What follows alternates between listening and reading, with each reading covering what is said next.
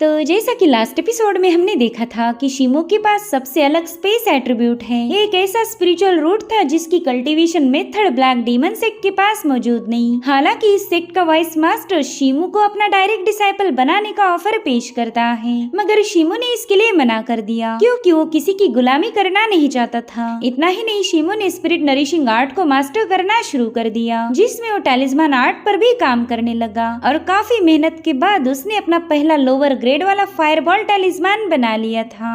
अब आगे तो इस एपिसोड की शुरुआत उसी सीन से होती है जहाँ पर जिन शाओची शिमो को धमका रही थी कि उसने टियानियन फेरी का पीछा छोड़ देना चाहिए, वरना शिमो के लिए कई सारी मुश्किलें पैदा होगी। लेकिन शिमो ने अपने इरादे को बदलने से इनकार कर दिया। वो कह रहा था कि मैं टियानियन टेम्पल की फेरी पर कभी गिव अप नहीं करूंगा, चाहे फिर उसके लिए मुझे कितनी भी मुश्किलें उठानी क्यों न पड़ जाए। जिसके चलते जिन शाओची गुस्से में वहाँ से रवाना हो गई। यहाँ पर शिमो की दोस्त उसके लिए काफी ज्यादा परेशान थे, मगर शिमो उनसे कहने लगा कि बस जिन शाओची तो है वही बात कर रही थी, तुम लोगों को घबराने की कोई जरूरत नहीं। और अभी लोग दुआन नाम के कल्टीवेटर के बारे में डिस्कस करने लगे। ये बंदा काफी ज्यादा पावरफुल था और साथ ही साथ उसने मैजिकल आर्ट पर भी कमांड हासिल की थी। शिमो भी ये सुनकर थोड़ा सा हैरान था कि वो बंदा कॉम्बैट के साथ साथ मैजिकल आर्ट में भी माहिर है। और अब शिमो सीधे अरीना की तरफ रवाना हो गया। उसने देखा कि जिन शाओची अपनी एक और चाल खेलने के लिए तैयार है और इसीलिए वो डिसाइड करता है कि अब वो काफी ज्यादा केयरफुल रहेगा। जिसके बाद शिमो सीधे अरीना में पहुंच गया। यहाँ पर एक बंदे ने अपने ओपोनेंट की काफी तगड़ी धुलाई की थी, जिसके चलते वो कल्टीवेटर काफी इजीली इस मुकाबले को जीत चुका। तो अब उसी का मुकाबला करने के लिए शिमो फटाफट से अरीना में कूद जाता है। वो कह रहा था कि अगले मुकाबले के लिए मैं तुम्हें चैलेंज करूंगा। जो सुनते साथ ही वो कल्टीवेटर फटाफट से शिमो पर अटैक करने के लिए रवाना हो गया,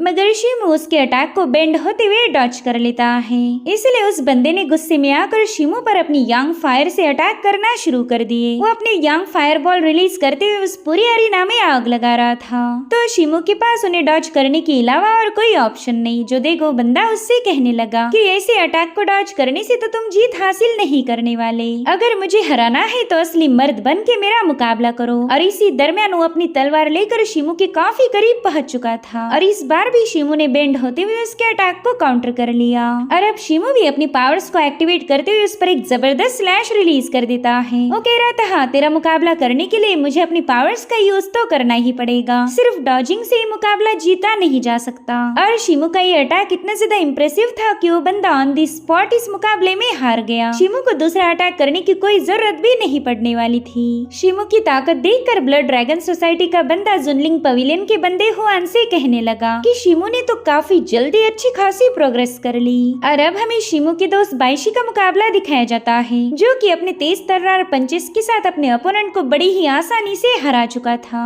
उसके तुरंत बाद ही शिमो का एक और दोस्त शाओमिंग भी अरीना में उतर चुका था और शाओमिंग ने भी अपने अपोनेंट को बड़ी ही आसानी से हरा दिया। साथ ही साथ हमें लांगफेंग की भी फाइट के कुछ सीन दिखाए जाते हैं, जहाँ पर वो अपनी इल्यूजन टेक्निक का इस्तेमाल करते हुए अपोनेंट पर पूरी तरह से भारी पड़ गई। दरअसल ये सारे नए ज्वाइन हुए डिसाइपल्स के मुकाबले थे और इसमें सभी नए रिक्रूट हुए डिसाइपल्स ने काफी अच्छी जीत हासिल कर ली। वेल यहाँ पर ब्लड ड्रैगन सोसाइटी का लीडर ये सब देखकर काफी ज्यादा खुश हो गया। वो कह रहा था कि शायद इस बार मेरा ही क्लैन टॉप रैंकिंग हासिल करेगा। जिस पर हुआन कह रहा था कि चाहे तुम्हारा क्लैन जीते या मेरा पवेलियन जीते, इससे कोई फर्क नहीं पड़ने वाला। ये नए डिसाइपल्स चाहे कितने ही रिवॉर्ड्स क्यों ना जीते, आफ्टर ऑल हमारा ही उन पर कब्जा होगा।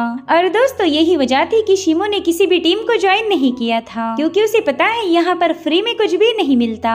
वहीं दूसरी तरफ शिमो ने एक और मुकाबला अपने नाम कर लिया। जो देख ब्लड ड्रैगन सोसाइटी का बंदा कहने लगा कि शिमो ने तो अभी तक एलिमिनेट हो जाना चाहिए था। भले इसकी पावर थोड़ी बहुत इंक्रीज हो गई, लेकिन है तो ये एक लूजर। मगर फिर शिमो के तेवर देखकर उन बंदों को टेंशन आने लगा। उन्हें डर था कि कहीं शिमो सारे रिवॉर्ड्स उड़ा न ले जाए, फिर तो इनके हाथ कुछ नहीं लगने वाला। इसी दरमियान एक और मुकाबला शुरू हो चुका था, जिसे शिमो काफी केयरफुली ऑब्जर्व करने लगा। वेल यहाँ पर कियो नाम के बंदे के पास एक हेवी मेस थी और उसी के एक ही फटके में उसने अपने अपोनेंट को हरा दिया। दिया। उसकी पावर्स को देखते साथ ही वहाँ मौजूद हर एक कल्टीवेटर काफी ज्यादा पैनिक हो गया और समझ गए थे कि क्यू को हराना नेक्स्ट टू इम्पॉसिबल है। और उतने में क्यू ने अनाउंसमेंट की कि जिसमें भी दम है वो सीधे अरीना में आ जाए। उसे तो पूरी उम्मीद थी कि कोई भी अरीना में पाव रखने के लिए तैयार नहीं होगा, लेकिन शिमो ने उसे सरप्राइज कर दिया। शिमो कह रहा था कि मैं तुम्हारा चैलेंज एक्सेप्ट करने के लिए तैयार हूँ, जो सुनते साथ ही उस बंदे ने फटाफट से अपनी पावर्स को एक्टिवेट कर लिया।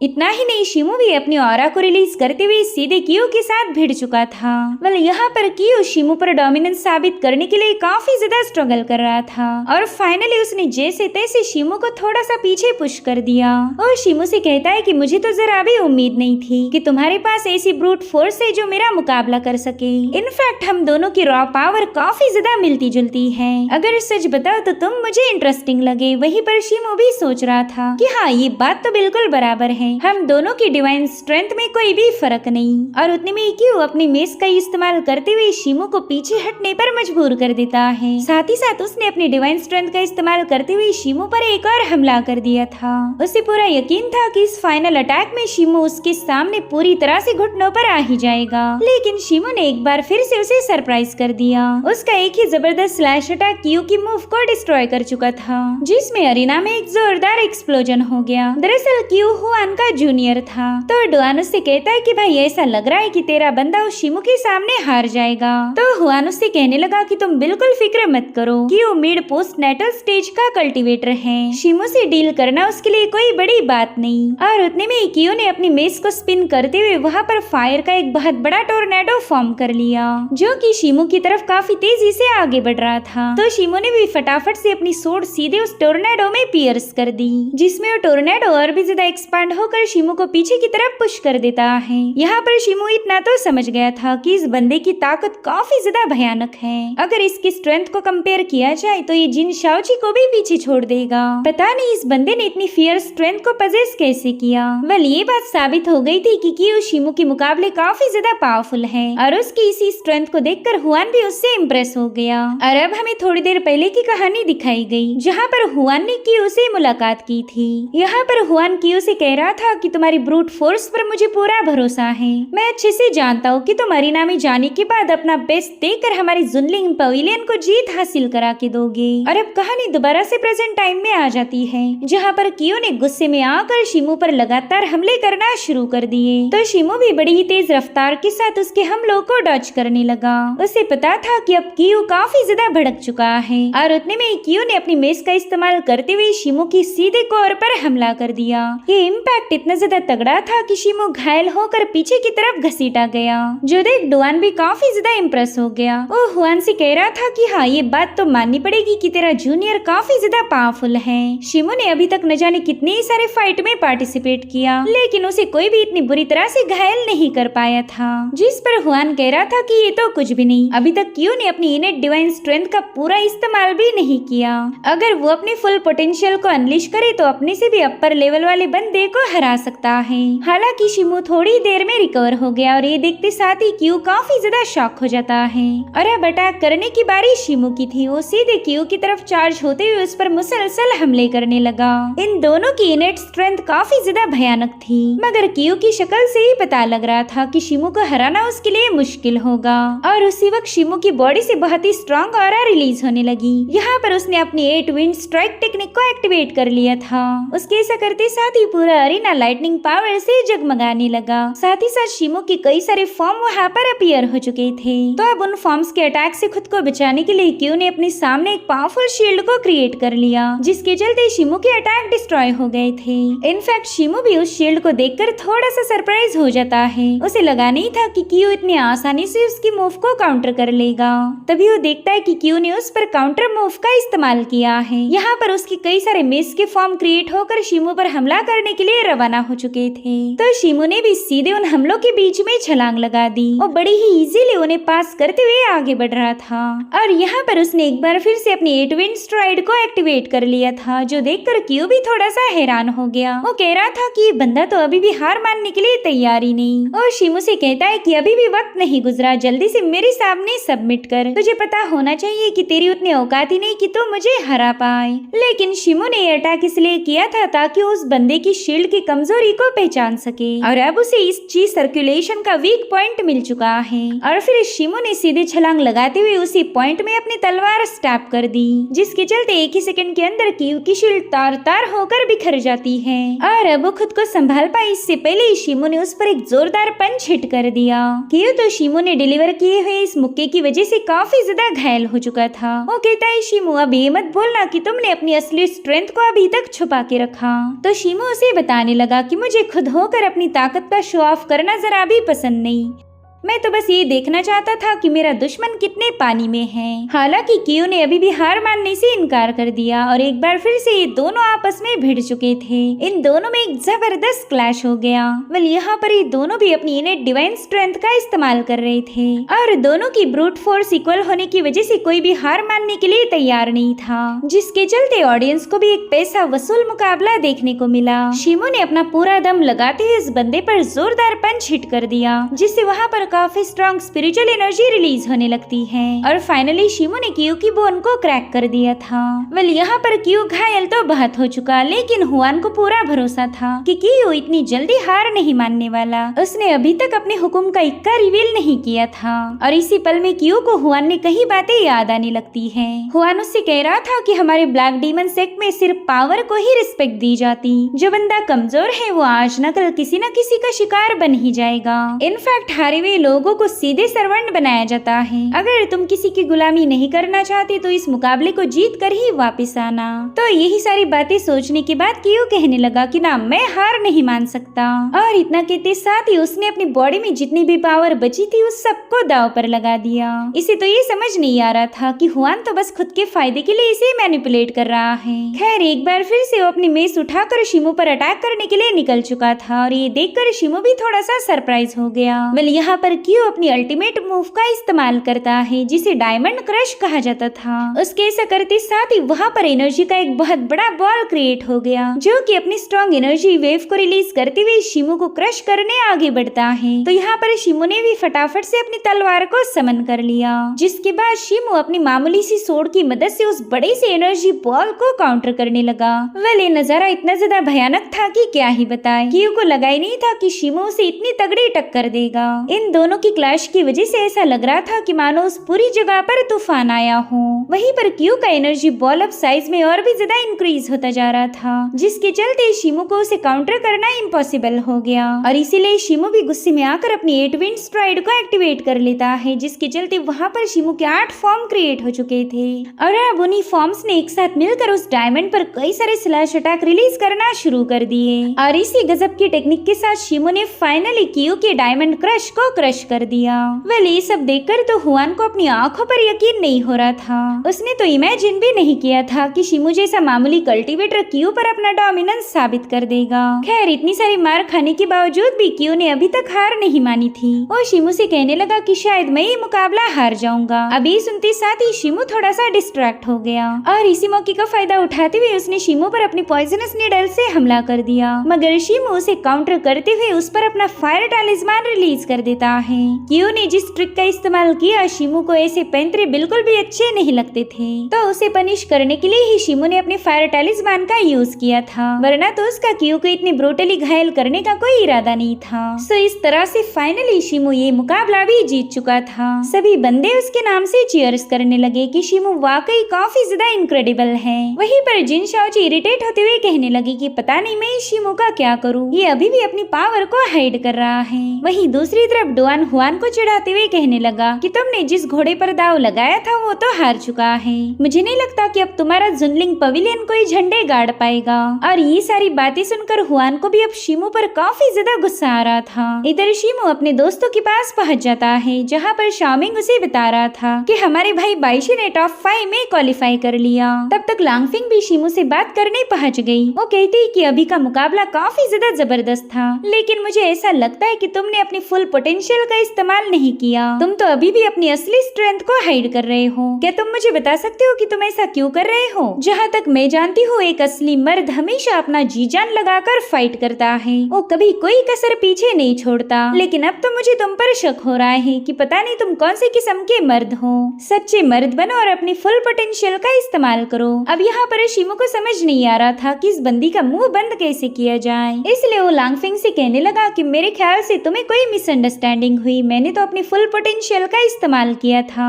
जिस पर लांगफेंग कह रही थी कि ना, मुझे तुम्हारी बातों पर कोई भरोसा नहीं। अगर तुम वाकई अपनी बात साबित करना चाहते हो तो चलो अरीना में मेरा मुकाबला करो। अगर तुमने मेरे इस चैलेंज को ठुकरा दिया तो फिर मैं कभी तुम्हारी रिस्पेक्ट नहीं करूंगी। जो सुनते साथ ही एक बंदा कहने लगा कि अगर लड़की ने चैलेंज किया तो लड़का हमेशा उसे एक्सेप्ट करेगा, चाहे फिर उस चैलेंज में उसकी जान ही क्यों ना चली जाए। लेकिन हम लड़कियों के सामने हार नहीं मान सकते। कुछ लोग कह रहे थे कि ब्लैक डीमन सेक्ट में चैलेंज को एक्सेप्ट ना करना यानी कि वो बहुत बड़ा डरपोक है। शिमो, तुमने काफी अच्छा मुकाबला किया, लेकिन तुम्हें इस लड़की का मुंह बंद करने के लिए दोबारा से अरीना में उतरना ही होगा। अगर ऐसा नहीं करोगी तो तुम्हें बुज़दिली का टाइटल मिलेगा।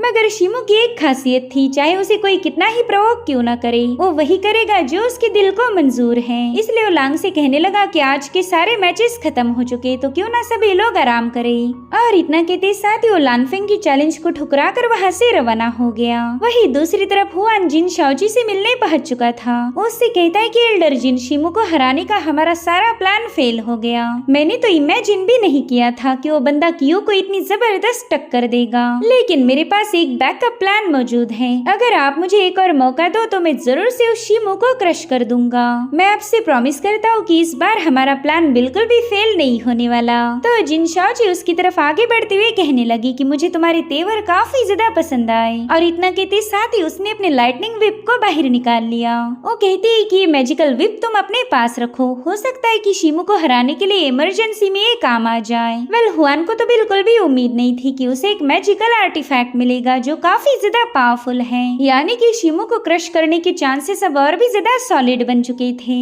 और अब हमें सीधा अगले दिन की कहानी दिखाई गई, जहाँ पर शिमो अपने दोस्तों के साथ अरीना की तरफ निकल चुका था। कल जितने भी डिसाइपल्स ने क्वालिफाई किया था, आज उन सभी को सीनियर डिसाइपल्स का मुकाबला करना होगा।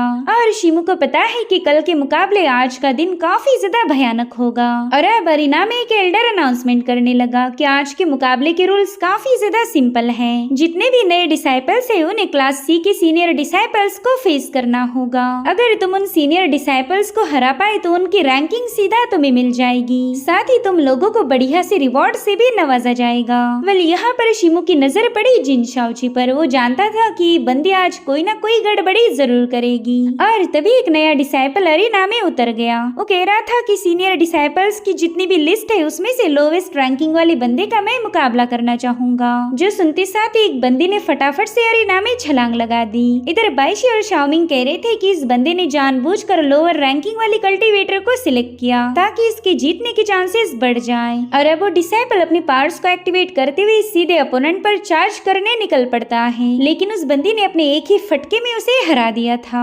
कल्टीवेटर्स को तो समझ ही नहीं आ रहा था कि मुकाबला शुरू कब हुआ और खत्म कब हुआ। भले ये बंदी लोअर रैंकिंग की डिसाइपल थी, लेकिन नए डिसाइपल्स के मुकाबले इन लोगों में जमीन आसमान का फर्क है। साथ ही वो बंदी नए डिसाइपल्स को कमजोर होने का ताना मार के वहाँ से निकल पड़ी, जिसके बाद एक और मुकाबला शुरू हो गया। और इसमें भी सीनियर डिसाइपल ने अपनी एक ही लात में अपने ओपोनेंट को हरा दिया था। इधर हुआन शिमो को क्रश करने की प्लानिंग में था, तो उसने लियोबिंग नाम के बंदे को अरीना में भेज दिया। अब उसके वहाँ आते साथ एक बंदी अरीना में उतर गई। तो लियोबिंग कह रहा था कि तुम अकेली मुझे हरा नहीं पाओगी, अपने साथ किसी और को बुला लो। तो एक और कल्टीवेटर डायस पर आ जाता है और अब इन दोनों ने अपनी पावर्स को एक्टिवेट करते हुए सीधे लियोबिंग की तरफ चार्ज कर दिया। मगर ये दोनों कोई कारनामा कर पाए इससे पहले लियोबिंग ने एक मुक्के और एक लात में ही इनका काम तमाम कर दिया। वेल, ये दोनों नए डिसाइपल्स काफी इजीली एलिमिनेट हो चुके थे। वेल, ये सारा नजारा देखने के बाद बाइशी शिमो से कहने लगा कि इन सीनियर डिसाइपल्स ने अभी तक किसी वेपन का इस्तेमाल नहीं किया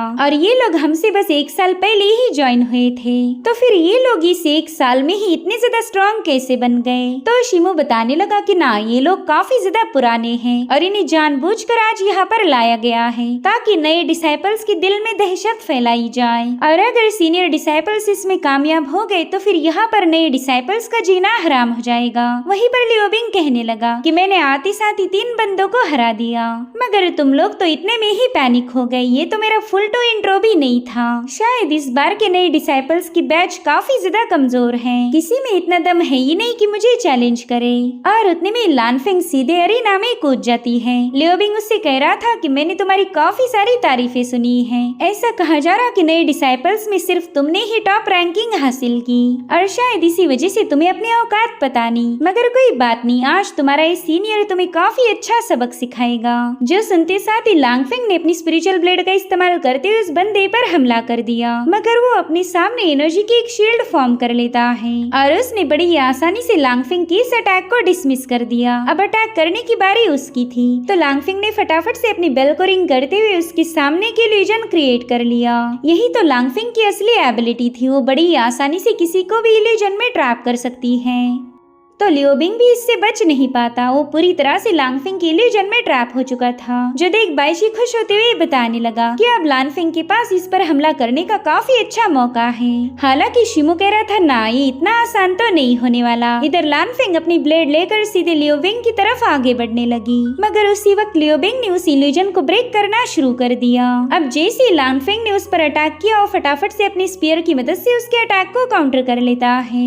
वेल, इसकी तो उम्मीद लांगफेंग ने भी नहीं की थी। वो बंदा उससे कहने लगा कि तुमने मेरे सामने इल्यूजन की ट्रिक खेलकर काफी बड़ी गलती की है, अब तुम्हें इसकी सजा मिलेगी। जिसके बाद लियोबिंग ने यहाँ पर अपनी एक स्पेशल टेक्निक को एक्टिवेट कर लिया। इसे फ्लोइंग स्पीयर पियर ब्लॉसम कहा जाता था। तो लांगफेंग फटाफट से जंप लगाते हुए इन स्पीयर अटैक्स को काउंटर करने लगी। इसी दरमियान लियोबिंग उस पर हमला करते हुए उसे पीछे की तरफ पुश कर देता है। वो कह रहा था, लांगफेंग मुबारक हो, तुमने मुझे मेरे वेपन को ड्रॉ करने पर मजबूर कर दिया। ये तो अपने आप में ही एक बहुत बड़ी कामयाबी है। भले ही तुम सबके सब नए डिसाइपल ट्रैश हो, लेकिन उनके मुकाबले तुम थोड़ी सी अच्छी हो। जो सुनते साथ ही लांगफेंग ने अपनी शुरिकन ब्लेड्स को उस पर रिलीज कर दिया। तो लियोबिंग अपनी स्पीयर से उसके हमलों को डिस्ट्रॉय करते हुए यहाँ पर अपनी एक और टेक्निक को एक्टिवेट कर चुका। इसे टोरेंशियल रेन फॉर्म कहा जाता था, जिसके चलते वहाँ पर जोरदार एक्सप्लोजन होकर लियोबिंग पूरी तरह से लांगफेंग पर भारी पड़ गया। यहाँ पर लांगफेंग उसके हाथों घायल हो चुकी थी। इनफैक्ट वो घायल हालत में सीधे अरीना से बाहर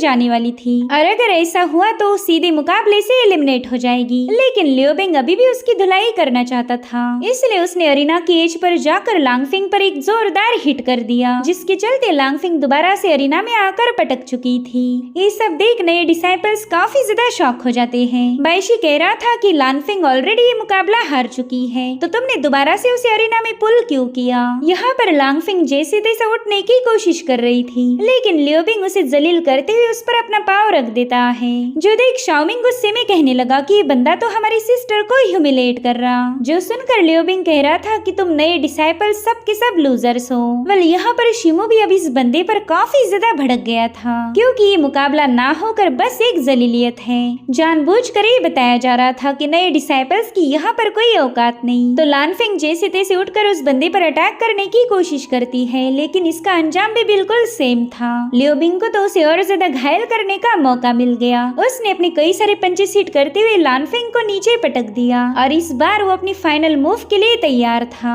यहाँ पर वो लानफेंग को जान से मारना चाहता था, और शिमोस का ये प्लान समझ गया, इसलिए वो फटाफट से अरीना में कूद जाता है। उसने लियोबिंग के अटैक को अपनी तलवार की मदद से काउंटर करते हुए उसे पीछे हटने पर मजबूर कर दिया। ये सब देखकर लानफेंग भी काफी ज्यादा हैरान थी। शिमो उस बंदे से कह रहा था कि मैं तेरे चैलेंज को एक्सेप्ट करने के लिए तैयार हूँ। जो सुनते साथ ही लियोबिंग के चेहरे पर स्माइल आ गई। वहीं पर हुआन भी खुश होते हुए कहने लगा कि चलो फाइनली मछली जाल में फंसी गई। यानी कि ये सारा कुछ हुआन का ही प्लान था, और इसी के साथ एपिसोड यहीं पर एंड हो जाता है। Thank you so much for watching. Bye bye, take care.